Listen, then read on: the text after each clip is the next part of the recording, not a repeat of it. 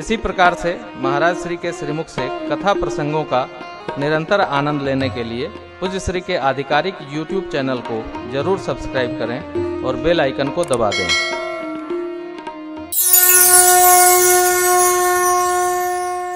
अभी हम लोग झारखंड में कथा गा रहे थे, क्या श्रोता हैं साहब। आप लोग तो जाने लगते हैं। श्रोता आते थे 8 बजे, जाते थे रात को 12 बजे। 8 बजे आते थे, 12 बजे जाते थे। तो मैं इस बार बोल के आया, अगली बार पुनः 10 से 18 फरवरी हम लोग हैं ना, कि अगली बार आप लोग आओगे 5 बजे, जाओगे 8 बजे। ये कोई कथा का टाइम है रात को 12 बजे? तो अब उनका ऐसा आनंद था, हमने देखा उनकी श्रद्धा भक्ति सब लुटा देती है। भागवत लोग हैं, कितने प्यारे हैं। प्रातस्मरणीय पूज्य क्या नाम था महाराज जी का? गौरवानंद जी महाराज। वो इंग्लिश से PhD हैं, सन्यासी महापुरुष हैं। क्या अद्भुत है साहब, दिमाग का कोई काम नहीं, सब दिल से बोलते हैं, दिल से रहते हैं, दिल से। हमने कहा कहीं जॉब कर लेते, आप प्रोफेसर हो जाते। बोले ये जन्म तो हम भगवान शिव की सेवा में अगले जन्म में सोचेंगे क्या होगा, ये जन्म भगवान के लिए। अद्भुत भैया, क्या एक से एक महापुरुष धरती पर भगवान ने बनाए, क्या लीला है इनकी। तो ये बाबा का समाज, बच्चे देख कर कहते माई नगन जटिल, जो बारात देख के जिंदा बचेगा वो भाग्यशाली है।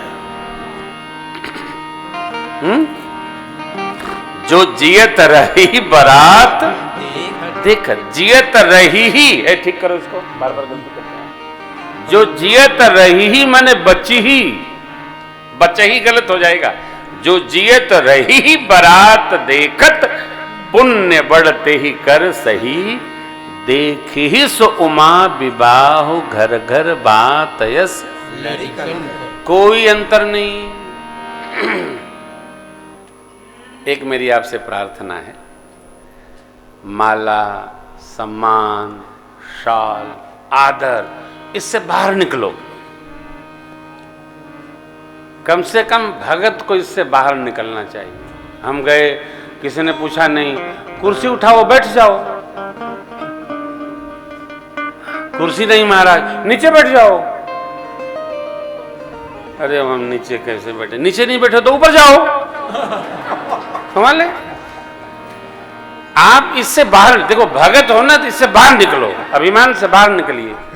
मैं गया, ससुराल गया, साले ने नहीं पूछा, साले को आप पूछ दो कैसे हो भैया, तेरी तो ले। आप अपने आनंद में रहिए, क्यों किसी पर दबाव बनाए रखते हो आप? नाक थोड़ी छोटी करो, इसको थोड़ा पतला करो। बहुत लंबी लंबी नाक लेके लोग टहल रहे हैं। हम गए साहब, पूछा ही नहीं। ना पूछो, आप पूछ लो।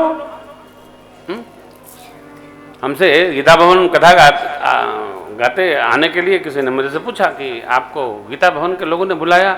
हमने कहा नहीं, हमने कहा हम आ रहे हैं। हेलो, इस समिति के लोग, पदाधिकारी लोग क्यों समस्या बुलाएंगे साहब? प्रेमभूषण को बुलाओ फिर जुटाओ। ये लोग जानते हैं कि आएगा तो ले जाएगा। हम बिना लिए आए, इसलिए आए कि हमारा है। अभिमान से बाहर निकलो। गए, पूछा नहीं, अरे साहब मैं तो बड़ा, बैठने की व्यवस्था नहीं होगी। व्यवस्था तुम व्यवस्था करके बैठो, इसलिए हम तो आसन लेके ही चलते हैं साहब। अपना बिछा लेते हैं, बैठ जाते हैं। कोई नहीं रहता तो अपने कांख में दावे रहते। आप भगत हो तो अभिमान से, घर में, मौसी के यहाँ, मौसा के यहाँ, आप सब जगह अभिमान मुक्त हो। जिस दिन हम अभिमान के ताड़ से नीचे उतरेंगे, हम असली भगत हो जाएंगे। अभी नकली भगत घूम रहे। अभिमान का त्याग करो। कौन पूछेगा यार? कोई नहीं पूछता है। जब यहां बाबा के साथ ये व्यवहार हुआ, तब गण लोग द्वार पर लेकर गए और मेरी मैया, भगवती की मैया मैना आरती करने आई। मैना शुभ आरती समारी, सुमंगल गावहीं नारी।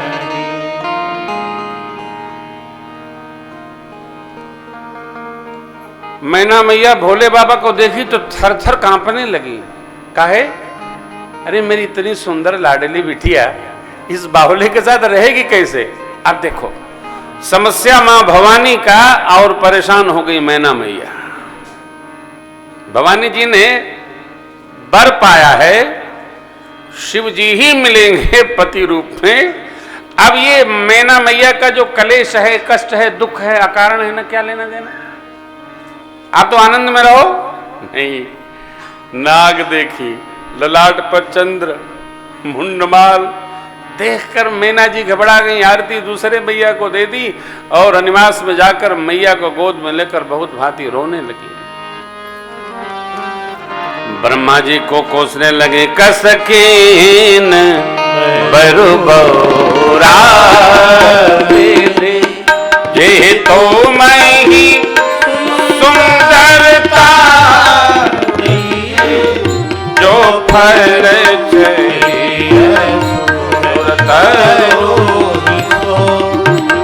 बस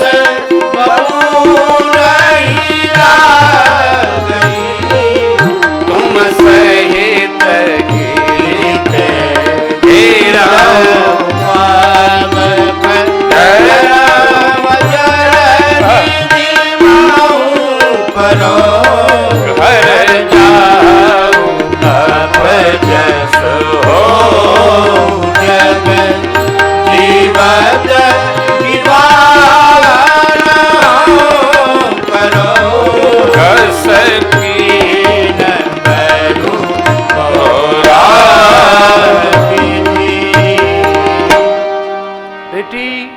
भगवान ब्रह्मा ने आपको इतना सुंदर स्वरूप बनाया, प्रदान किया, ये बावला वर कहां से रच दिया? आपको लेकर समुद्र में छलांग लगाऊंगी, पर्वत से कूदूंगी, आग में जलूंगी, जीते जी ब्याह इससे करूंगी नहीं बावले से।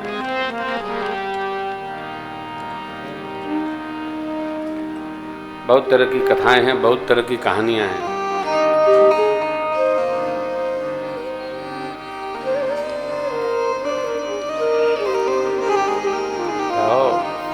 जो जहां है वहां सुखी है। मैं अभी भूमिका में आपको निवेदन कर रहा था, और जो दुखी है उसको भगवान शिव भी सुखी नहीं कर सकते। सुखी ही रहने की आदत और अनुभूति लिया जाए, सुखी। मैना मैया का रुदन अकारण है, अकारत है, कोई हेतु नहीं है। और ये भी स्मरण रखिएगा, विवाह कराने से नहीं होता, जिससे जिसका होना होता उसी से होता है। और जिससे विवाह हो गया उसी के साथ मगन रहिए। जिससे नहीं हुआ उससे होने वाला नहीं था। एक बार हमको जयपुर की कथा कर रहे थे, एक भाई मिले और बताने लगे हमारे हस्तरेखा में 2 विवाह है। तो हमने कहा हस्तरेखा देखते हैं क्या? बोले हाँ। मैंने कहा मैं भी देखता हूं। इतना बता दीजिए तो आदमी तुरंत हाथ वाथ धो के आ जाता है। मैंने कहा बच्चे कितने हैं? बोले 2 बच्चे। मैंने कहा 2 बच्चों के बाप का दूसरा विवाह कैसे होगा? बोले नहीं योग है। हमने कहा मैं अपना बताऊं? बताइए। तो हमने कहा आपका जेल जाने का भी योग है। कैसे? हमने कहा नहीं विवाह आप देख लीजिए और जो है वो मैं बता देता हूं, बुरा न मानिएगा। आप बताऊं 6 महीने बाद वो जेल चली गई। काहे गए? अब ये सब राज की बात राजे रखिए। विवाह हो गया, सनातन संस्कृति में हम आप जन्म लिए हैं, अर्धांगिनी के साथ भगवान ब्रह्मा ने रचना बनाई, आनंद में रहिए, उत्पात न करिए साहब। ये हिंदू संस्कृति, सनातन संस्कृति, आर्य संस्कृति धरती की सबसे श्रेष्ठतम संस्कृति है। पूरी दुनिया जिसमें डूबना चाहती है उसका नाम है सनातन संस्कृति। देख रहे हैं?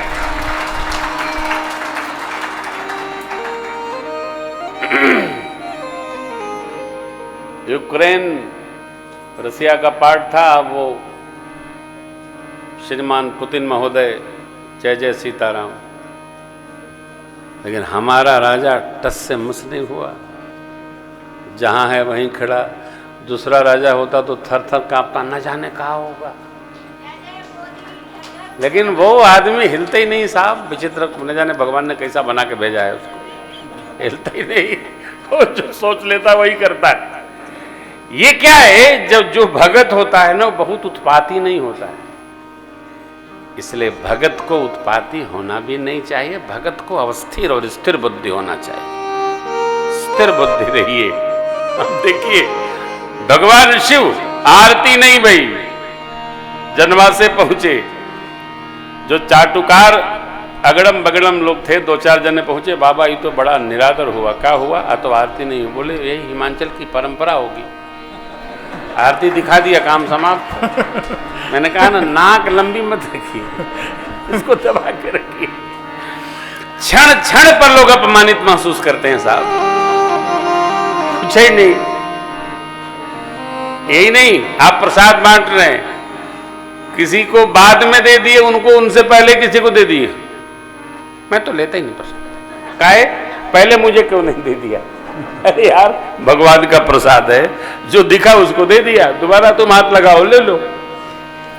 कभी भी उत्पात को मस्तिष्क में लाइएगा तो अपने दुखी होइएगा। बाबा हमारे आनंद में है, मैना मैया को माँ भगवती ने समझाया, माँ तुम ते मिटे की विधि के इनका, माँ तो व्यर्थ जन ले हो। करुणा का अवसर नहीं है, प्रसन्नता का अवसर है। जैसा अवसर हो वैसा गीत गाना चाहिए। इसका भी विवेक सबको नहीं होता है।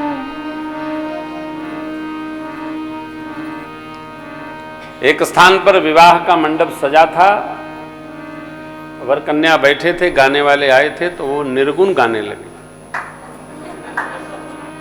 तो मैंने कहा भाई ये कोई भांग वांग खाते हैं क्या? तो नहीं, वो कहा था कि निर्गुण। हमने कहा निर्गुण भोर में सुन लेना जब जाने का समय आए, अभी तो श्रृंगार का उत्सव है, तो श्रृंगार के पद गवाइए ना। विवेक बहुत आवश्यक है। चाहे जो जैसा नहीं, कोई खुशी कर रहा हो, आप जाकर उसके घर में गम की बात करिए। अवसर नहीं समझ में आता है तो चुप रहना सबसे बड़ी चिकित्सा है। चुप रहिए। अब यहां रोने का अवसर नहीं है, यहां आनंद मनाने का अवसर है।